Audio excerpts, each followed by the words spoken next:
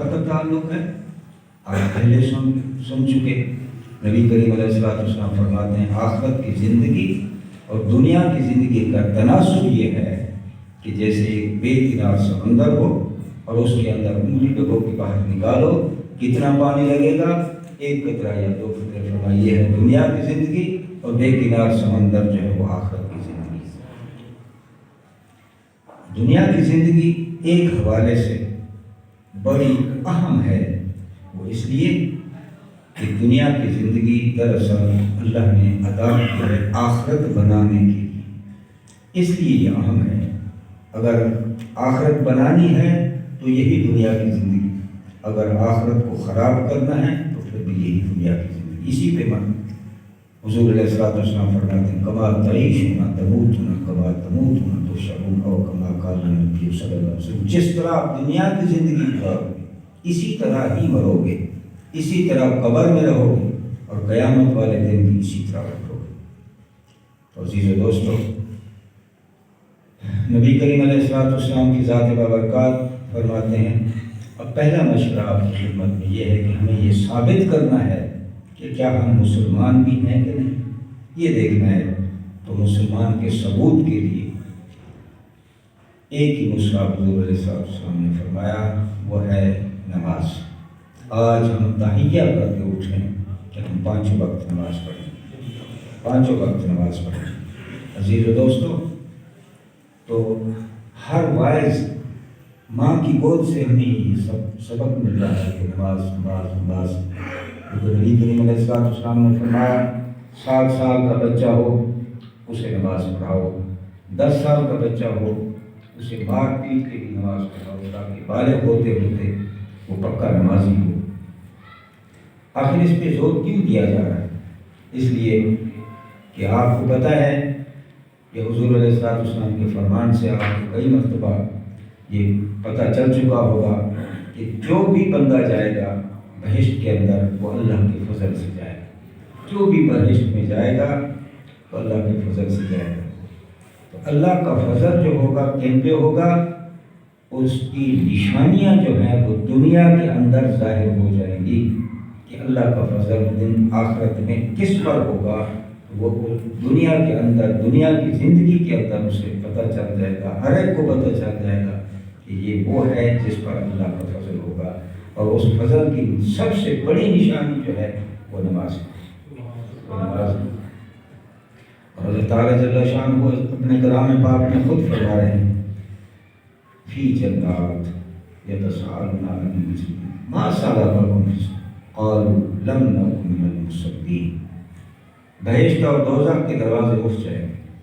جب دروازے اٹھ جائیں گے تو بہشتی دیکھ کر جہنمیوں کو جلتا ہوا ایک دوسرے سے کہیں گے وہ دیکھو فلاں کھڑا، وہ دیکھو فلاں کھڑا، وہ دیکھو فلاں کھڑا. اپنی جان پہچان والوں کی طرف اشارہ کریں گے.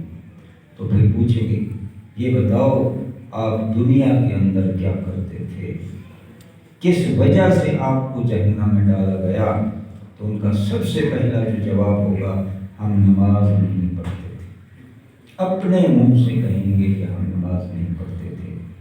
کیا اب ہمارے دل کے اندر اس کی اہمیت بیٹھ سکتی ہے کہ یا بیٹھ جانی چاہیے؟ ادھر حضور علیہ السلام کا ایک اور بھی فرمایا قیامت والے دن جن لوگوں نے اپنی زندگی میں اچھے کام کیے ان کی ساتھ جو معاملہ ہوگا وہ یہ ہوگا کہ جب وہ قبروں سے اٹھیں گے ان کو پر لگ جائے گی، ان کو پر لگ جائے گی. وہ پرواز کریں گے. پرواز کرتے ہی وہ بہشت میں پہنچ جائیں گے. جب وہاں پہنچیں گے تو وہاں کے رضوان، وہاں کے فرشتے اکٹھے ہو جائیں گے. ان سے پوچھیں گے آپ نے حشر کی گرمی کو دیکھا؟ ہمیں نہیں خبر. آپ میزان سے ہو کے آئے؟ ہمیں نہیں خبر. پل صراط سے گزر کے آئے؟ ہمیں نہیں خبر. تو پھر وہ پوچھیں گے یہ بتاؤ آپ دنیا کے اندر کیا کرتے تھے؟ تو نبی کریم علیہ السلام فرماتے ہیں وہ 3 جواب دیں گے. 3 جواب دیں گے. اب میں جس مشورے کے لیے، جس کام کے لیے، جس غرض کے لیے آپ کے پاس حاضر ہوا ہوں میں یہی تقاضا کر رہا ہوں آپ سے کہ وہ جواب دینے والے آپ بھی ہوں، وہ 3 جواب دیں۔ میری آپ سے یہی خواہش ہے کہ ان لوگوں میں آپ بھی شامل ہیں۔ ان کے 3 جواب مشکل نہیں ہیں، بڑے آسان سے۔ ان کا پہلا جواب یہ ہوگا، ہمارا دل جو ہے وہ مسجد میں اٹکا رہا کرتا تھا۔ اب آپ مجھے بتائیں کہ جس کا دل مسجد میں اٹکا ہوا ہے کس غرض کے لیے؟ کہیں اعلان ہوا ہے کہ مسجد میں آؤ کھانا پینا مل رہا ہے، آپ کو کھانے پینے کے لیے آتے ہیں، یا یہاں کوئی تجارت کا کام ہو رہا ہے؟ آپ کس لیے حاضر ہوتے ہیں؟ محض سجدوں کے لیے، اللہ کی نماز کے لیے۔ اب دل لٹکا ہوا ہے، کیوں؟ کہ کب بلاوا آئے گا، کب بلاوا آئے گا۔ اب اس نماز کی حقیقت حضور علیہ السلام نے جو فرمائی وہ کیا ہے؟ فرمایا ان تعبد اللہ کانک تراہ فإن لم تکن تراہ فإنہ یراک۔ جب آپ نماز پڑھا کریں اس تصور میں گم ہو جایا کریں گویا کہ اللہ کا دیدار کر رہے ہیں۔ اگر یہ کیفیت پیدا نہیں ہو، کم سے کم اتنا تو ضرور خیال کیا جائے کہ اللہ تعالیٰ ہمیں دیکھ رہے ہیں۔ جیسا کہ سیدنا علی المرتضیٰ رضی اللہ تعالیٰ عنہ فرماتے ہیں، جب مجھے اللہ کے دیدار کا شوق ہوتا ہے تو میں نماز پڑھتا ہوں، جب مجھے اللہ سے ہم کلام ہونے کا شوق ہوتا ہے تو میں تلاوت کرتا ہوں۔ اب آپ سمجھ گئے ہوں گے، اگر نہیں سمجھے تو ایک مثال سے سمجھ جائیں گے۔ اللہ نہ کرے کسی بڑے آدمی سے کوئی کام ہو، کسی بڑے آدمی کے پاس کام جانا ہو، تو جب ہم جاتے ہیں تو کوئی ہمیں جانے نہیں دیتا، تو ہم اپنے تعارف کے لیے کچھ نہ کچھ لکھ کے بھیجتے ہیں کہ فلاں بندہ آپ کی ملاقات کے لیے اس کے سامنے جا کر رکھ دیا جاتا ہے۔ اب یہ باہر بیٹھا انتظار کر رہا ہے کہ اب یہ کیا کہہ رہا ہے، اب یہ بیٹھا ہوا کیا کہہ رہا ہے، اس کی سوچ میں کیا ہے؟ اس کی سوچ میں یہ ہے کہ کب بلاوا آئے گا ملاقات کے لیے، کب بلاوا آئے گا ملاقات کے لیے۔ بیٹھا ہے، کوئی آنے والا آ گیا اس سے بات بھی کر رہا ہے، کوئی باقی زیادہ آ گیا تو اسے چائے بھی پلا رہا ہے، تو سارے کام دنیا کے بھی کر رہا ہے وہاں، لیکن دل کہاں ہے؟ دل اٹکا ہوا ہے وہاں اس چٹ پر، اس افسر کے سامنے اٹکا ہوا ہے کہ کب بلاوا آئے گا ملاقات کے لیے۔ تو ان کا جواب بھی یہی ہے کہ کب اللہ تعالیٰ اپنی ملاقات کے لیے بلائیں گے۔ ملاقات کی جگہ تو مسجد ہے۔ دوسرا ان کا جواب یہ ہے، انسان ہونے کے ناطے سے اگر غلطی ہو جایا کرتی تھی تو ہم پشیماں ہوتے تھے، پھر توبہ کرتے تھے، اور اس کے اوپر اپنے گناہوں پر کسی کو آگاہ نہیں کرتے تھے۔ تیسرا جواب ان کا ہے کہ اللہ تعالیٰ جل شانہ عز برہانہ کی تقسیم پر راضی تھے، تقسیم پر راضی تھے۔ یہ تھوڑا سا مشکل ہے، لیکن مشکل نہیں ہے، یہ ہماری سوچ کے لیے مشکل ہے، ورنہ یہ مشکل نہیں ہے۔ تیسرا جواب جو ہے یہ مشکل نظر آتا ہے، لیکن ہے سوچ ہماری میں مشکل، ورنہ بڑا آسان ہے۔ بالفرض اللہ تعالیٰ نے کسی کو تکلیف دے دی، کیونکہ دنیا کے بارے فرمایا گیا ہے الدنیا دار المحن۔ کبھی بھول کر بھی یہ خیال نہ کرے کہ دنیا میں رہے اور سکون سے رہے، کبھی نہیں ہو سکتا۔ گری دنیا پسے بے غم نباشد، اگر باشد بنی آدم نباشد۔ کوئی یہ دعوے سے کہہ دے کہ میں وہ ہوں کہ مجھے کسی قسم کی تکلیف نہیں، آپ اسے برملا طور پہ کہہ سکتے ہیں کہ تو انسان نہیں، کسی اور جنس سے تو ہو سکتا ہے، وہ انسان اسے تکلیف نہ ہو، چاہے چھوٹا ہو چاہے بڑا ہو، چاہے کسی منصب پہ ہو کسی پہ نہ ہو۔ بات سمجھ آ رہی ہے کہ نہیں؟ ہم اللہ کی تقسیم پر راضی تھے۔ جورو جفا ہے دم بدم، بہلو وفا ہے گاہ بگاہ، ایوی سجن واہبا تو اونگی سجن۔ یہ حضرت عبداللطیف بھٹائی رحمۃ اللہ تعالیٰ کی شعر۔ آپ فرماتے ہیں کہ اللہ کی طرف سے آزمائشیں جو ہیں ہر وقت میرے سر پر منڈلا رہی ہیں، آزمائشیں، تکلیفیں، بلائیں، مصیبتیں، بیماریاں سب ہر وقت میرے سر پر کھڑی ہوئی ہیں، کبھی کبھی مہربانی بھی ہو جائے گی۔ اب آپ سمجھ جاؤ، جورو جفا ہے دم بدم، مہر و وفا ہے گاہ بگاہ، این بھی سجن واہ بات ہوں گی سجن واہ بات۔ اللہ نے جس حال میں ہمیں رکھا ہم نے بس یہی کہا الحمدللہ علی کل حال، جس حال میں اللہ نے ہمیں رکھا ہم اس پہ خوش ہیں۔ عزیز و دوستو، اب دوسرا جو تھا کہ ہم سے کوئی غلطی ہو جاتی، ہم پشیماں ہوتے، توبہ کرتے اور اپنے گواہ پر، اپنے گناہ پر کسی کو گواہ نہیں بناتے تھے۔ یہ بہت بڑی صفت ہے، ایسی صفت والے لوگ بڑے عظیم ہوتے ہیں۔ وہ صرف یہ نہیں کہ اپنے گناہوں کو چھپاتے ہیں بلکہ مخلوق کے گناہوں کو بھی چھپاتے ہیں، اور اللہ ان کو بہت پسند کرتے ہیں۔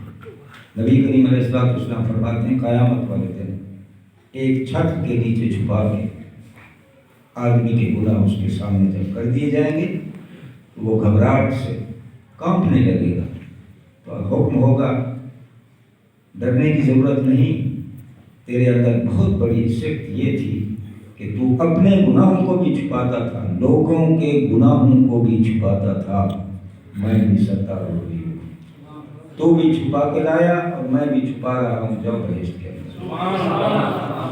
دوسری صفت ان کی، تیسری آپ نے سن لی۔ عزیز و دوستو، پھر وہ فرشتے رضوان کیا کہتے ہیں؟ کہتے ہیں جو کچھ آپ نے دنیا کے اندر کرنا تھا وہ کر کے آ گئے، جو کچھ آپ نے کرنا تھا وہ کر کے آ گئے۔ اللہ آپ سے یہ نہ کرتے تو پھر کیا کرتے؟ جو کچھ اللہ نے آپ سے کیا یہ نہ کرتے تو کیا کرتے؟ کہ آپ کو حشر کے میدان پہ جانا نہیں پڑا، آپ کو میزان پہ نہیں جانا پڑا، اور صراط سے آپ کو گزر کے نہیں آنا پڑا، آپ ایسے ہی آگے پہلے ہی آ رہے۔ عزیز و دوستو، میں بس عرض یہی کروں گا، آپ اپنے اندر نماز اس قدر اسی شوق ذوق سے، اسی خشوع خضوع سے ادا کیا کریں کہ اس زمرے میں تاکہ شامل ہو جائے۔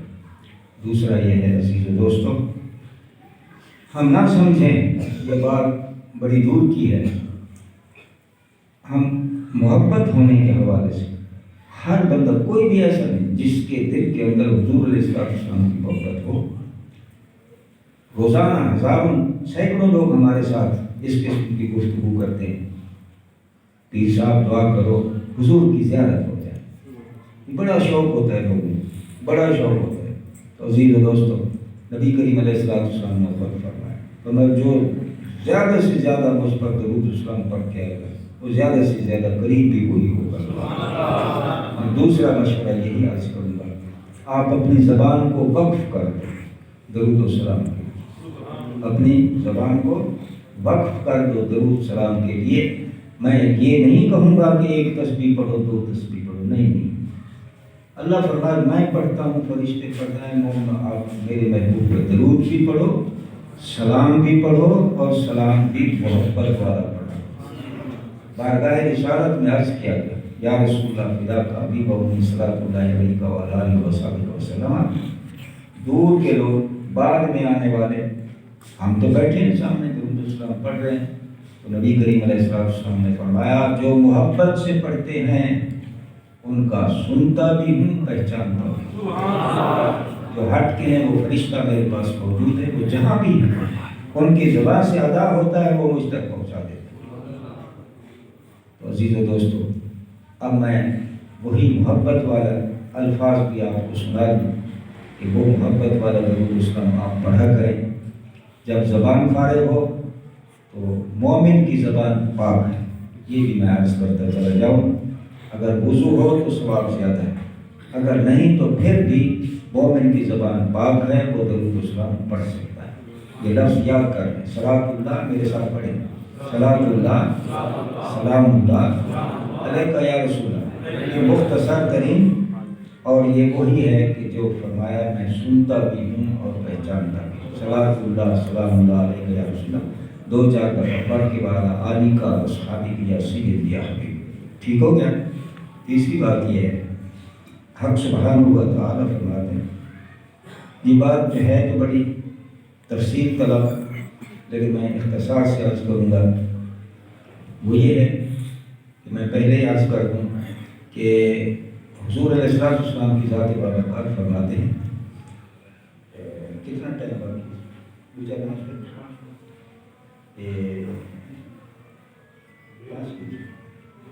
ٹھیک ہو گیا۔ حضور علیہ السلام کی ذات بابرکات فرماتے ہیں کہ لا یجوز الصلاۃ الا بحضور القلب، کہ وہ نماز نہیں جس نماز میں دل حاضر نہ، وہ نماز نہیں جس نماز میں دل حاضر نہ۔ جب ہم نماز پڑھتے ہیں دل حاضر ہے تو اس کا مقام کچھ اور ہے۔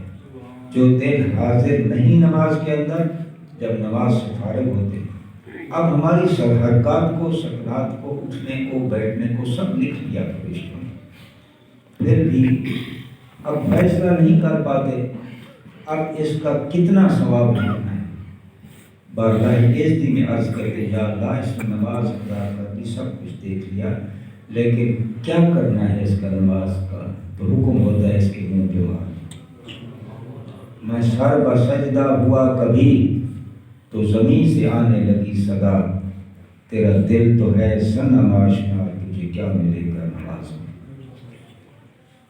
ایک اور نماز ہے، ایک اور نماز ہے، حضور علیہ السلام نے فرمایا من صلی خالف تقیہ کانما صلی خالف نبی، فرمایا کسی شخص نے کسی متقی کے پیچھے نماز پڑھی گویا کہ اس نے کسی نبی اللہ کے پیچھے نماز پڑھی۔ فرمایا کسی متقی کے پیچھے 9 آدمی یا 11 آدمی نماز پڑھ رہے ہیں، جب نماز سے فارغ ہوتے ہیں تو فرشتے کلمے چھوڑ دیتے ہیں، اللہ نے اتنا عطا کیا کہ ہم سے لکھا نہیں گیا، اتنا عطا کیا۔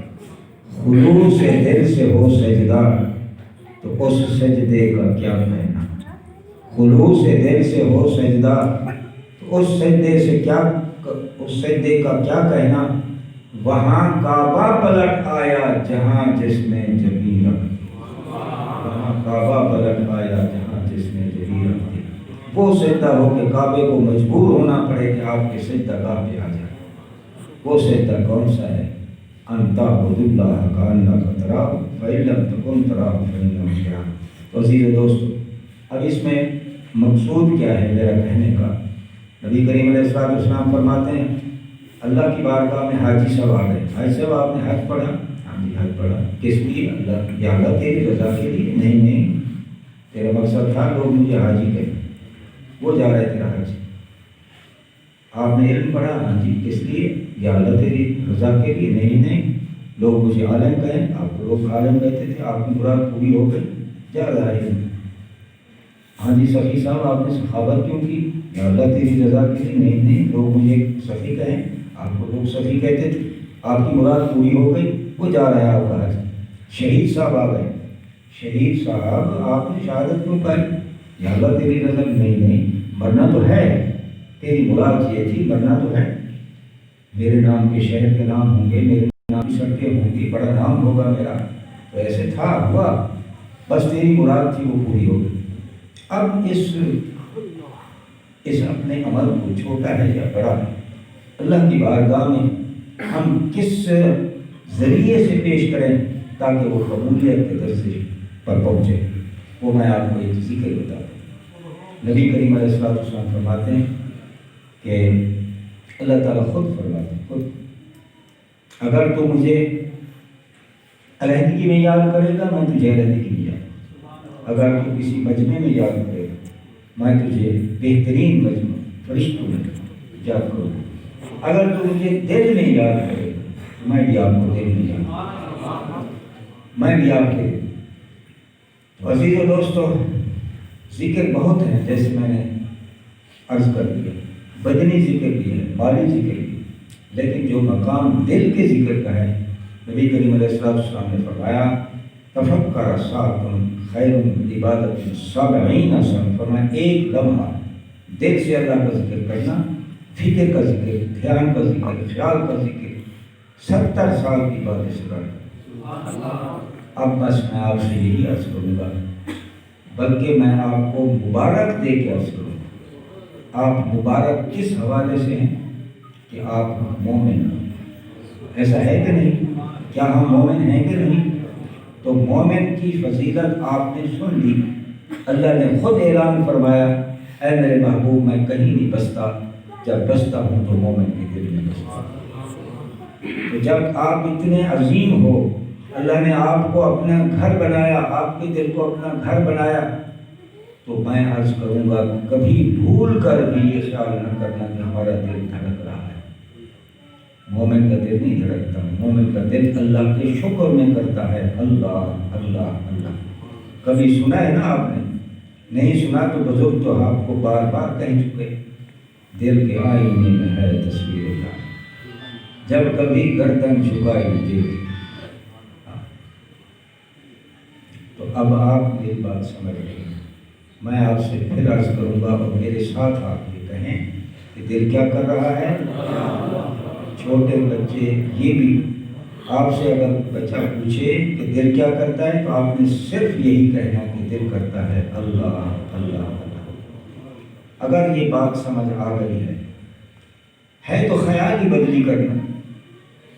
ہمارے شعور کے اندر، ہمارے لاشعور کے اندر ایک خیال موجود ہے، کیا کہ دل دھڑک رہا ہے۔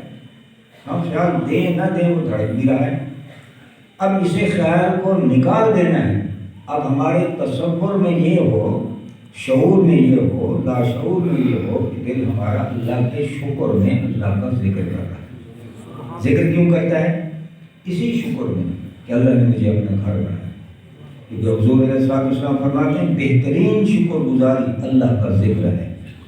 تو یہ دل جو ہے اللہ کے شکر میں اللہ کا ذکر کرتا ہے۔ اسی خیال میں جب آپ رہیں گے تو پھر کیا ہوگا؟ حضور علیہ السلام نے کئی خوشخبریاں فرمائی۔ ایک خوشخبری یہ بھی فرمائی کہ وہ خوش نصیب جس نے اپنے دل پر اللہ کے نام مبارک کو بٹھا دیا، یہ وہ ہے کہ اسے موت نہیں آئے گی، یہ وہ ہے کہ اس پر جہنم کی آگ حرام ہو گئی، یہ وہ ہے کہ قبر کے عذاب سے محفوظ ہو گیا، یہ وہ ہے کہ حشر کی گرمی سے محفوظ ہو گیا۔ تو دل جب اللہ کے ذکر سے زندہ ہو جاتا ہے تو پھر کب تک زندہ ہے؟ ہمیشہ ہمیشہ۔ جو دل زندہ شبد ہرگز نہ گیرد، جو زندہ گشت خواب شام نہ گیرد۔ تو اس کی مثال یوں دی ہے جیسے بودا زمین ہو، اس پر پانی آ جائے وہ زندہ ہو جاتی ہے، اسی طرح جب دل پر اللہ کا نام مبارک آتا ہے یہ بھی زندہ ہو جاتا ہے۔ پھر اس کی موت نہیں ہوتی، اس کی موت انتقال ہوتا ہے۔ اس کی قبر نہیں ہوتی، اس کی قبر بہشت بن جاتی ہے۔ میں نہیں کہہ رہا، میرے آقا علیہ السلام فرمایا الا ان اولیاء اللہ لا یموتون بل ينتقلون من دار الى دار۔ اولیاء کرام کو موت نہیں آتی، ایک مکان چھوڑ کے دوسرے مکان میں چلے جاتے ہیں۔ اور اولیاء کرام کی صفات میں سب سے پہلی صفت یہ ہے کہ ان کا دل جو ہے اسی خیال میں گم رہتا ہے کہ اللہ اللہ جو دم غافل سو دم غافل، ایک لمحے کے لیے بھی اللہ کی یاد سے وہ غافل نہیں ہوتے۔ آپ بھی انہی لوگوں میں شامل ہو جائیں گے کہ جن کا دل اللہ کا ذکر کرتا ہے۔ ہر نماز کے بعد تھوڑی دیر بیٹھ جائے، آنکھیں بند کر کے زبان بند کر کے دل پہ خیال دیا کہ دل کر رہے اللہ اللہ، ساتھ ہی ساتھ یہ ایک تصور کرنا ہے۔ میں آپ کو ایسی باتیں عرض کر رہا ہوں جو مخفی رکھنے والی ہوتی ہیں، اولیاء کرام ان باتوں کو نہیں کرتے۔ ہمارے بزرگ نے فرمایا کر دو یہ باتیں، یہ آقا علیہ السلام کی امت ہے، یہ ان کی امانت ہے، ان کو دے دو، یہ امانتیں دے رہا ہوں میں آپ کو۔ آپ اس بات کو پوری طرح نہیں سمجھیں گے میری بات کی، میں کتنی بڑی بات آپ سے عرض کر رہا ہوں، یہ بعد میں آپ کو پتہ چلے گا کہ یہ کتنی بڑی نعمت ہے۔ مرنے کے بعد پتہ چلے گا کہ میں کیا کچھ کہہ گیا ہوں آپ سے۔ تو عزیز و دوستو، میرے خیال وقت بھی ختم تھی گئے، میں آپ کو عرض کروں ایک چھوٹی سی بات، وہ یہ ہے کہ اولیاء کرام زندہ ہیں، یہ ہے نا ایسا۔